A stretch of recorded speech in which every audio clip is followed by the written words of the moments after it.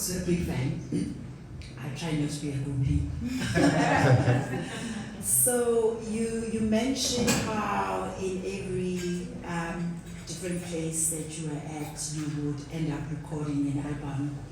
I would just like to know, in all those different places, like in the US, what was the inspiration that you felt that was specifically about you being there, as same as when you were in Switzerland?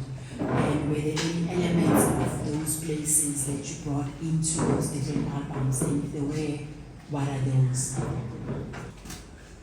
Well, the first time when I was not really home was in the US, an open dialogue.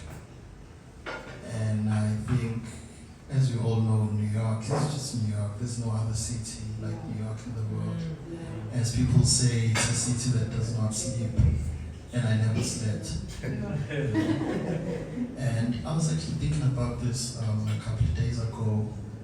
In New York, that was the only time I felt like I was a musician every day. Wow. Yeah. Like, you know, because of the frequency of the city. In school, there was music all the time. You know, after school, I would go to music venues. There was music 7 days a night. You know, and the only time I would like try and get some rest was on Sundays, where I would do my laundry and, you know, just try and catch up with my schoolwork. But other days I would be out in the streets. If I'm not in school, I'm out in the streets. So I guess that really gave me an opportunity to create this bond with the instrument, because I used to play every day. There were only a few hours where I would not touch the instrument, but those few hours I was thinking about the instrument because of just the nature of the city. So many great musicians, and I get to a city where no one knows me, so I'm really starting over. I'm there to introduce myself.